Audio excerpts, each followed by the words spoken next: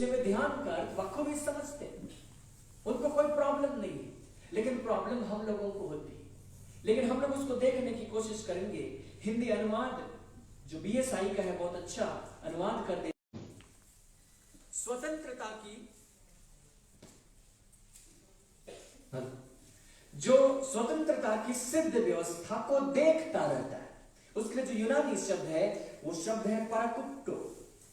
पराकुप्टो का अर्थ है झुक करके देखना। ऐसे देखना मानो हमने अपने संपूर्ण शरीर का केंद्र एक जगह देख सकते थे, क्योंकि जब हम सीधे खड़े हैं तो हम चारों तरफ देख पा रहे हैं एक नजर, लेकिन हम झुक करके देख रहे हैं तो हमने दायरे को घटा दिया।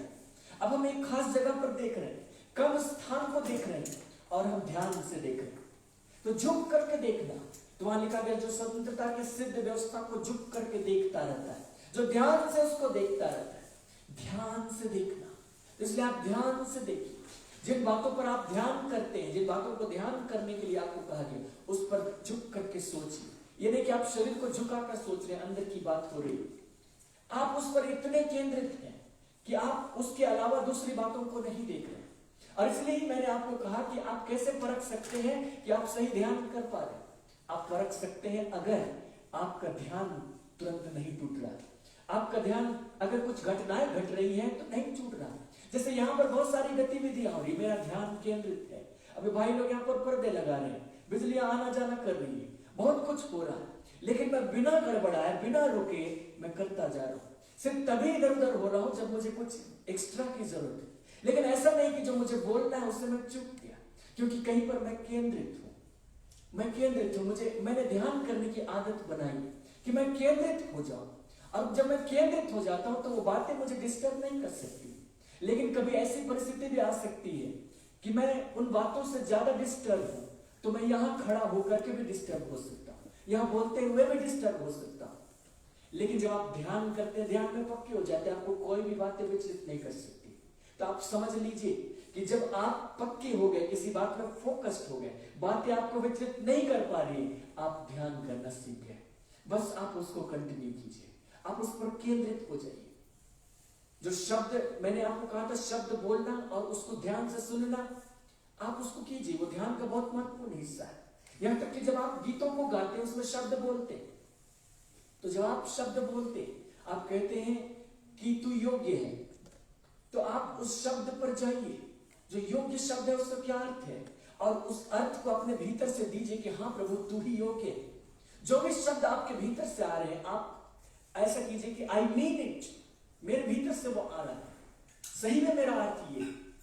और आप उस प्रकार हो जाएंगे, केंद्रित होना सीख जाएंगे। जो भी बातें आप बोलेंगे, आप उसको ध्यान से सुनेंगे, आप फोकस्ड होना सीख जाएंगे।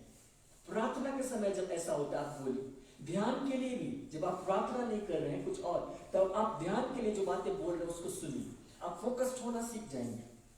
तो ध्यान का अर्थ है, उसके लिए जो शब्द दिया गया यूनानी भाषा में पराकुप्टो, झुक कर देखना। एक और शब्द है, वो इब्रानी की पुस्तक में मिलेगा, और उसके 3 अध्याय और पद 1, हमने उस पद को भी पढ़ा है। इब्रानी 3 और उसके पद 1, वहां पर लिखा है, इसलिए हे पवित्र भाइयों, तुम जो स्वर्ग के बुलाहट में भागी हो, उस प्रेरित और महायाजक यीशु पर जिसे हम अंगीकार करते हैं ध्यान करो। यीशु पर ध्यान करो।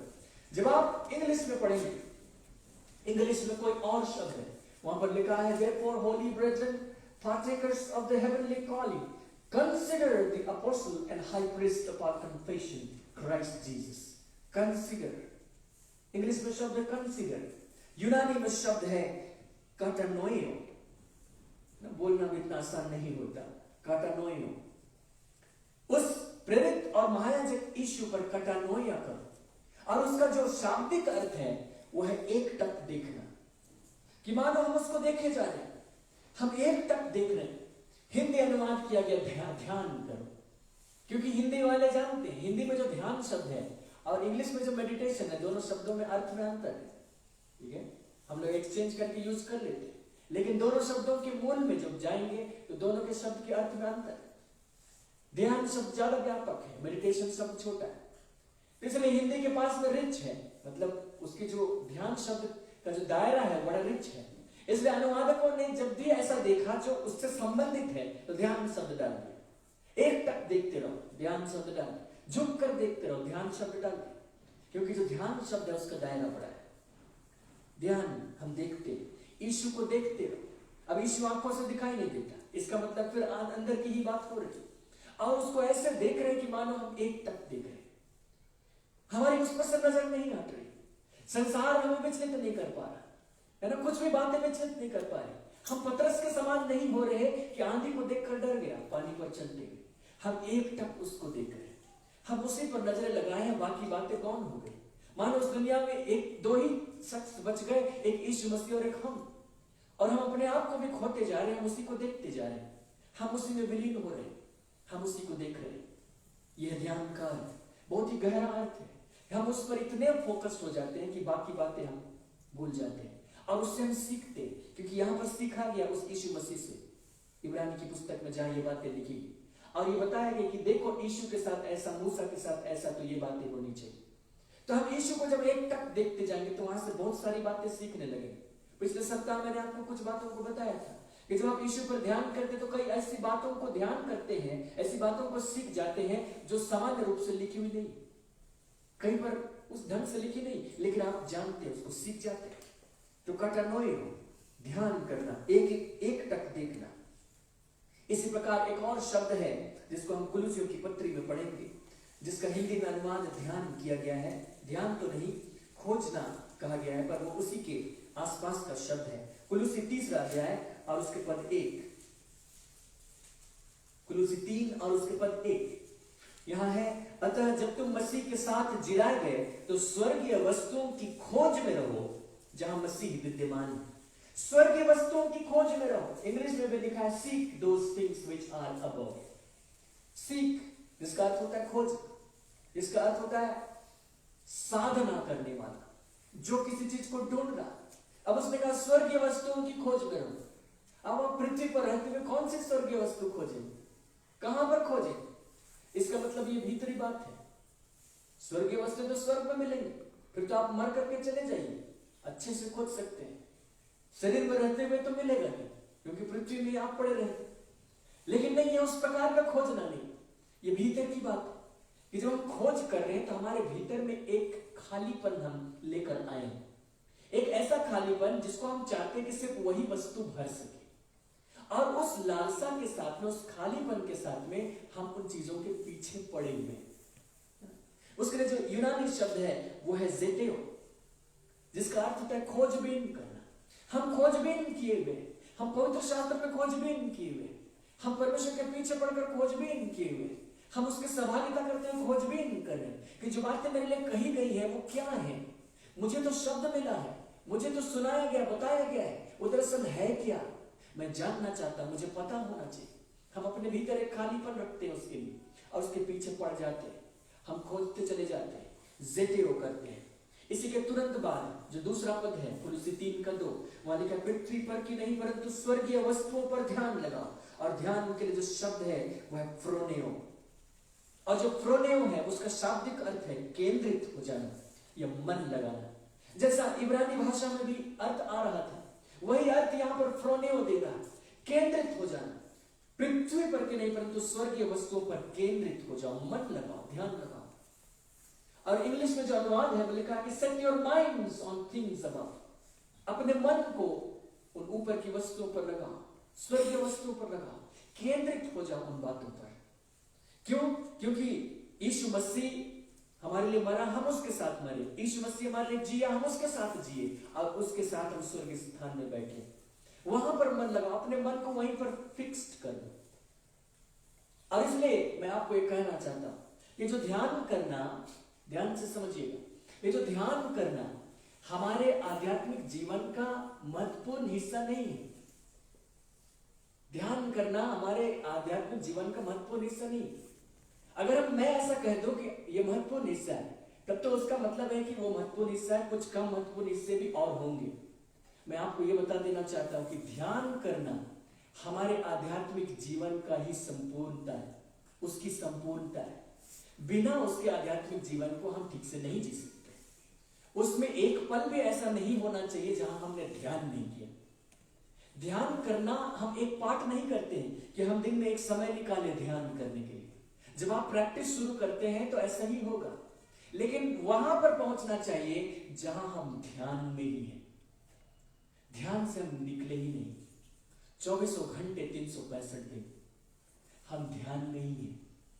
उसको हम नहीं कर देंगे कि महत्वपूर्ण हिस्सा है, तो एक पार्ट ऐसा लगेगा कि वो तो एक महत्वपूर्ण हिस्सा, दूसरी बातें और जो भी संपूर्ण एक्टिविटी आत्मिक बातें हैं वो ध्यान का ही हिस्सा है। जो ध्यान शब्द है वही सबको समेटता है। जो हमारी आराधना है वो भी हम ध्यान में ही होकर करेंगे। जो भी प्रार्थना है वो भी हम ध्यान में ही होकर करेंगे। जो ध्यान है वो चल ही रहा है। जो एक्टिविटी है वो भी ध्यान में होकर करेंगे। वो सारा संसार के साथ जो हम डील कर रहे हैं, लोगों के साथ बातचीत कर रहे हैं, बहुत सारे काम हम कर रहे हैं, वो ध्यान में रहते हुए ही करेंगे। और जब हम ध्यान में रहते हुए करेंगे तो उसी को कहते हैं आत्मा के चलाए चलना। क्योंकि जब हम ध्यान में होकर करेंगे तो हम पवित्र आत्मा की सहायता से करेंगे। और पवित्र आत्मा के चलाए चलना ये ऑप्शनल नहीं है कि दिन में तुम कभी कभी ऐसा हो लेना। तो ध्यान भी ऑप्शनल नहीं है कि तुम कभी कभी ऐसा हो लेना, कभी कभी ध्यान कर लेना। अपने आध्यात्मिक जीवन में ध्यान को भी शामिल करो। नहीं, ध्यान ही है आध्यात्मिक जीवन, और नहीं तो बाकी कुछ नहीं। जो फ्रोनियो शब्द है उसको एक और जगह इस्तेमाल किया गया, वहां मैं आपको ले जाना चाहता हूं। रोमियो की पत्री और उसके अध्याय 8, रोमी 8 और उसके अध्याय 8 में पद 5, वहां पर फ्रोनियो शब्द फिर से आता है। क्योंकि शारीरिक व्यक्ति शरीर की बातों पर मन लगाते हैं, परंतु आध्यात्मिक आत्मा की बातों पर मन लगाते हैं।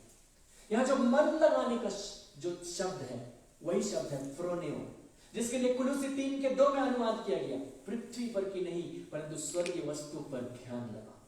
इंग्लिश में लिखा था set your mind on things above. English में यहां पर भी देखिएगा, for those who live according to the flesh set their mind on the things of the flesh, but those who live according to the spirit, the things of the spirit, set their mind on the things of the flesh। शरीर पर मन लगाते। जो शारीरिक व्यक्ति है उनका स्वभाव ही है, उनका नेचर ही है कि वह शरीर पर मन लगाए। और जो आध्यात्मिक व्यक्ति है उसका नेचर ही है कि वो आत्मा पर मन लगाए, आत्मा पर फ्रोनेओ करे, आत्मा पर ध्यान करे। तो ये जो नेचर है ये कभी कभी का नेचर नहीं है कि दिन में 2 घंटे उस नेचर में चले आना फिर तुम बाद में चले जाना। नहीं, ये नेचर है तो है, ये मेरा स्वभाव है तो है। 24 घंटे 365 दिन, एक क्षण के लिए भी वहां से निकलना नहीं। ये जो ध्यान है बहुत ध्यान से सीख जाइए। शुरू जब आप करेंगे तो आप थोड़े थोड़े समय के लिए करेंगे, फिर व्यवधान हो जाएगा। ध्यान से व्यवधान बहुत आसानी से हो जाते हैं शुरू में, लेकिन इतना याद रखिए कि ध्यान को आप वहां पर ले जाइए कि हर समय आप ध्यान में हैं। आप ध्यान से छुट्टियां नहीं ले सकते। चलो मैंने छुट्टी ले ली 1-2 घंटे की, अभी मैं ध्यान नहीं करूं। आप कोई भी एक्टिविटी करें, आपको बहुत सारे एक्टिविटी करने होते हैं।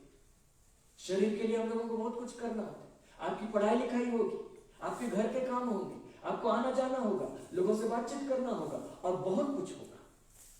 लेकिन वो सारी बातें कहां से संचालित होनी चाहिए? आप ध्यान में हैं, वहां से फोकस्ड। आप वहां से एक पल को नहीं हटते, और तभी जाकर आप परमेश्वर की भरपूरी को एक एक पल में अनुभव करेंगे। और नहीं तो अगर आप टाइम के लिए रखेंगे, एक टाइम पे ध्यान करेंगे, एक टाइम पे रखेंगे, एक टाइम, तो फिर टाइम पर ही आप उसको अनुभव करेंगे। समय पर ही आपको परमेश्वर की सहायता मिल सकेगी। और जब आपको जरूरत पड़ेगी, पता चला आप तो ध्यान में थे नहीं, किसी और ध्यान में थे, तो उस समय आप सहायता नहीं ले पाएंगे, क्योंकि सहायता आत्मा से आती है। आप ध्यान में हैं तो आत्मा में आप तुरंत आ सकते हैं। आप ध्यान में नहीं है तो फिर शरीर को पार करते हुए, अपने साइकोलॉजी को पार करते हुए आत्मा तक पहुंचे, तब तक समय बीत जाता है। आपकी जरूरत तब तक में जरूरत ही नहीं रहती। ध्यान में रहेंगे तो जो जीवन होगा वो फैंटास्टिक होगा। हालेलुया। इसके आगे मैं आपको कुछ और ले जाना चाहता हूं, जो उसके अगल बगल का शब्द है। 1 कुरिन्थ और उसके अध्याय 12 और पद 31, जो शब्द उसके अगल बगल का है, ध्यान के अगल बगल का, वहां ध्यान शब्द तो नहीं है, लेकिन ध्यान से ही मिलता जुलता एक शब्द हिंदी का दिया गया। पहला कुरिन्थ 12:31 वहां लिखा है, क्या सब अनुवाद करते हैं? तुम बड़े से बड़े वरदानों की धुन में रहो। धुन के लिए जो शब्द है वो है जीलू। जीलू, जील जैसे इंग्लिश शब्द बना है, जीलू, धुन में रहो, धुन में रहो। जब धुन में, किसी बात की धुन में है तो बाकी बातों की शुद्ध बुद्ध खो देता है। वो धुन में, उसको गिटार सीखना ही है तो फिर उसको भूख प्यास नहीं लगती। वो अपनी उंगलियां, उसको दर्द हो रही है लेकिन वो सीखता है क्योंकि वो धुन में है। और फिर उस धुन में पढ़ करके वो सीख लेता है। जब धुन आ जाती है तो बाकी बातें गौण हो जाती है ऑटोमेटिकली। उसी प्रकार जिन बातों के लिए हमको ध्यान करना है, ऐसा हो जाए कि मानो हम उनके धुन में हैं। शुरू में जब आपको अनुभव नहीं होता तो आपको धुन रखना होगा, फिर पता चलेगा कि आप वहां पर पहुंच गए। आप जिस उसको एंजॉय कर रहे हैं, आप जिस उसको जी रहे हैं, उसके सिवा आप कुछ नहीं। जो आपका वर्तमान होगा, जो आपका अभी होगा, उस समय सर्वश्रेष्ठ होगा। जो लोग हैं वो कभी कभी जीते हैं अपने जीवन में, ज्यादा समय तो मरते रहते हैं, कभी कभी जीते हैं, फिर बाद में उसको याद करके खुश होते हैं कि उस समय हम लोग जिए थे, कितना मजा आया था। किस्सा बताते हैं कि उस समय ऐसा हुआ था। क्यों? पिछली बात को याद करके जीते रहते हैं, क्योंकि मुझे पता है कि उन्होंने एक खास डेट में, खास समय में जिंदगी बिताया था, उसके बाद तो मर ही गए।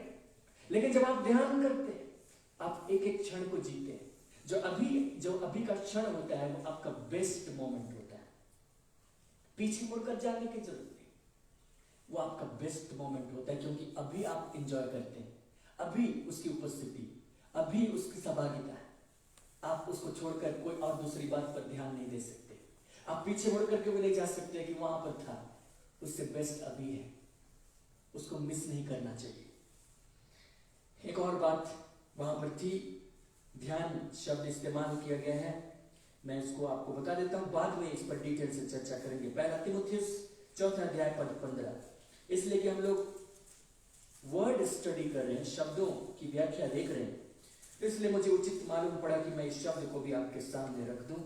पहला तीमुथियुस 4 और उसके पद 15, प्रेरित पौलुस तीमुथियुस से कह रहे हैं, इन बातों को सोचते रह और इन्हीं में अपना ध्यान लगाए रह, ताकि तेरी उन्नति सब पर प्रकट हो।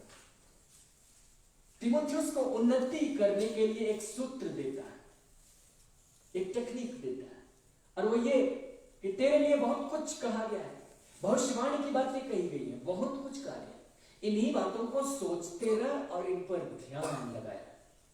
और जो उसके लिए ग्रीक शब्द है वो शब्द है मेलेटाओ, इसी पर ध्यान करते रहो। देखिए, जो हमारी उन्नति होती है, यहां पर तो दूसरे संदर्भ में बात हो रही थी, मैं फिर कभी वहां पर आऊंगा, लेकिन मैं आपको ये बता देना चाहता हूं, ये फॉर्मूले की तरह काम करेगा कि अगर आप चाहते कि उन्नति हो आत्मिक बातों में, तो आपको ध्यान करना होगा। आप ध्यान के बिना उन्नति नहीं कर सकते। प्रेरित पौलुस वो ध्यान करके ही आगे बढ़ा। उसने लोगों को कहा तुम ध्यान करो, तुम खोज में रहो, तुम धुन में रहो, और उसने तीमुथियुस को लिखा तुम ध्यान करो, क्योंकि वो भी 0 से बढ़ा था, माइनस से आया था, दुश्मन था ना, वो तो सताने के लिए निकला था, वहां से उसको निकाला गया। और वो ध्यान करता कि वो यीशु मसीह से कभी मिला नहीं था धरती पर रहते हुए, कभी उसने उसको आश्चर्य करते हुए नहीं देखा, पानी पे चलते हुए नहीं देखा, उठाए जाते हुए नहीं देखा, बहुत सारी बातों को उसने नहीं देखा। फिर प्रेरित पौलुस कैसे इतना सामर्थ्य हो गया, कैसे इतना बलशाली हो गया और सुसमाचार को पूरे यूरोप में फैला दिया, कैसे वो इतनी पुस्तकों को लिख सका, कैसे इतना रहस्य उसने प्रकट किया, इसलिए कि उसने ध्यान किया। और वो जाते जाते अपने सेवक को तीमुथियुस को सूत्र देकर जा रहा है, चिट्ठी लिख रहा है, क्योंकि साथ रहते हुए तो बहुत बातों को बोल ही चुका है, साथ में उन्होंने सेवा की ही है। अब तीमुथियुस कहीं और है, अभी पौलुस कहीं और है। पौलुस जेल में है, इसकी संभावना है कि पौलुस पर मृत्यु दंड की आज्ञा हो जाए, और इसलिए समय रहते कुछ बातों को, जरूरी बातों को कह देना चाहिए, और अगर कह भी दिया गया है तो रिपीट कर देना चाहिए, क्योंकि वो और जरूरी बातें, इसलिए उसको कह दिया गया। यदि तुम उन्नति करना चाहते हो तो तुम्हें ध्यान करना होगा, खासतौर से उन बातों पर ध्यान करो जो तुम्हारे विषय में विशेष रूप से कही गई, भविष्यवाणी के तौर पर कही गई। हमारे लिए भी कई सारी बातें भविष्यवाणी के तौर पर कही जाती व्यक्तिगत रूप से, और कई बातें पवित्र शास्त्र के द्वारा सामान्य रूप से कही जाती है। अगर आप उन्नति करना चाहते हैं तो ध्यान करना होगा, इन्हीं पर सोचते विचारते रहना होगा, उन्हीं पर ध्यान करना होगा।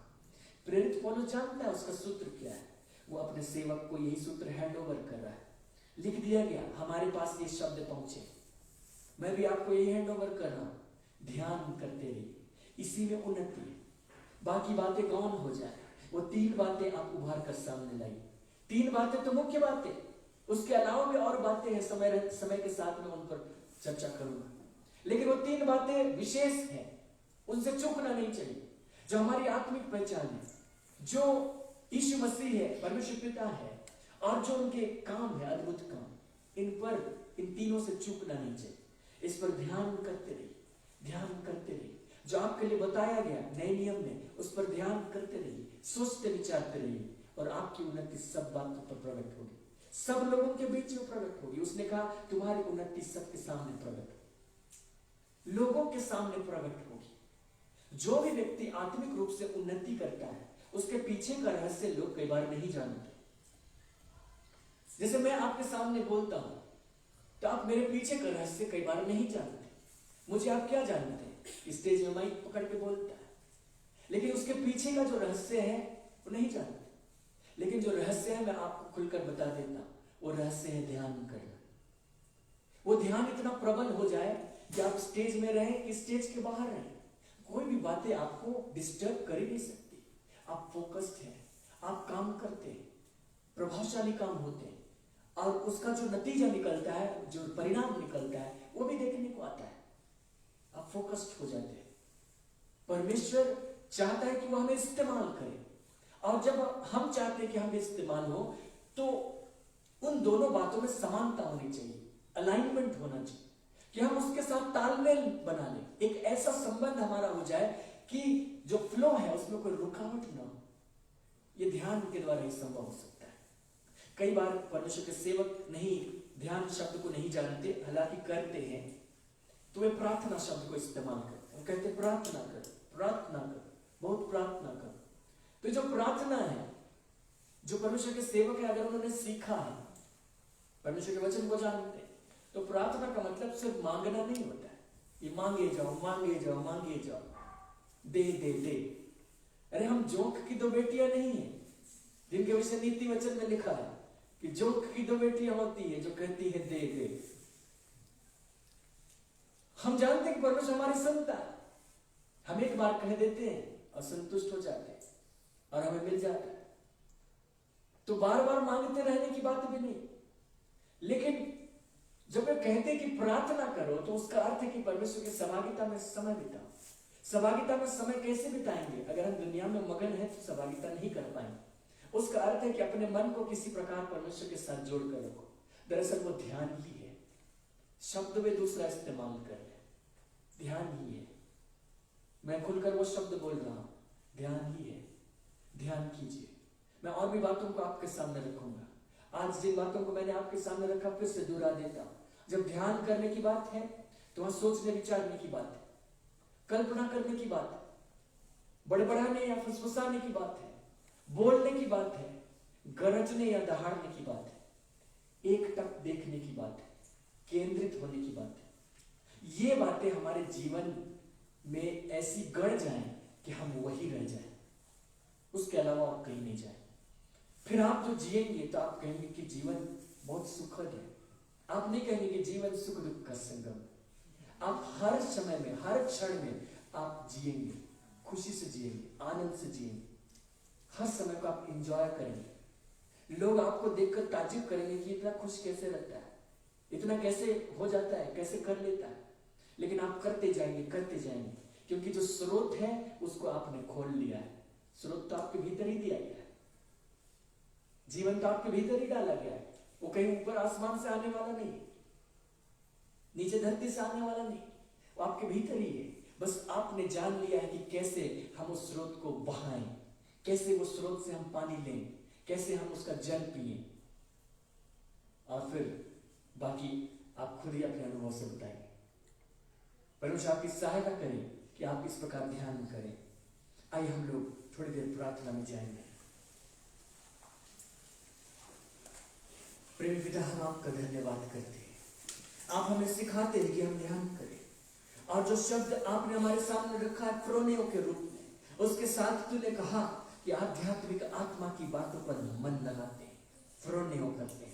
यह हमारा स्वभाव है प्रभु। हम धन्यवाद करते हैं कि तूने हमें ध्यान करने का स्वभाव दिया है, और ये जो स्वभाव है वो एक क्षण के लिए भी हमसे अलग नहीं होना चाहिए। प्रभु, तो अनुग्रह कर हमें से प्रत्येक जन फ्रोनियो करने वाले लोग हो जाए, हमें से एक एक जन मेलेटाओ करने वाले हो जाए, हमें से एक एक जन हगाह करने वाले हो जाए, सियाह करने वाले हो जाए। और पिता, तेरे साथ हम ऐसे मगन हो जाए कि हम इस दुनिया में रहते हुए जब हम जिए तो हम मतवाले के समान जिए, कि हम तेरे नशे में चूर है, दुनिया चाहे हमें जो भी कहे। और पिता, हम जिएंगे, हम जीवन को बहाएंगे और तेरी बातें प्रकट होंगी। लोग जब हमें देखेंगे तो आश्चर्य होगा कि ऐसा कैसे संभव है, लेकिन ऐसा संभव है क्योंकि तू अपनी अद्भुत बातों का हमारे जीवन में प्रकट करेगा, हमारे द्वारा प्रकट करेगा। ऐसी पीढ़ी तैयार होगी जो जिसके विषय में इंतजार किया गया, सृष्टि जिसकी बात जो होती है कि परमेश्वर के पुत्र महिमा सहित प्रकट किए जाए। पिता, हम चाहते कि वो पीढ़ी तैयार हो जाए। हमें से एक एक जन को तैयार कीजिए, पीढ़ियों को तैयार करने में हमारी मदद कीजिए। पिता, उनको ध्यान सीखने में मदद कीजिए कि वे सीखते चले जाए, ध्यान में रहे, मगन रहे, तेरे साथ में रहे। पिता, इन प्रियों की मदद कीजिए। आज जब उन्होंने सीखा है ध्यान के विषय, पिता, वे तुरंत में ध्यान करने के लिए सीख जाए। और पिता, जो बातें व्यवधान लाती है वो बातें दूर होने पाए और वे फोकस्ड होते चले जाए, फोकस्ड होते चले जाए, केंद्रित होते चले जाए, एक तक देखते चले जाए। और पिता, तू अपने आप को उनका प्रकट करता चला जाए, वे तुझे जानते चले जाए, वो और निकट से तुझे जाने और तुझे बहुत अच्छे जान लेता है। पिता, हम धन्यवाद करते हैं, आप हमारी सहायता करेंगे। सारी बातों में आप ही को महिमा दें, यीशु मसीह के नाम में।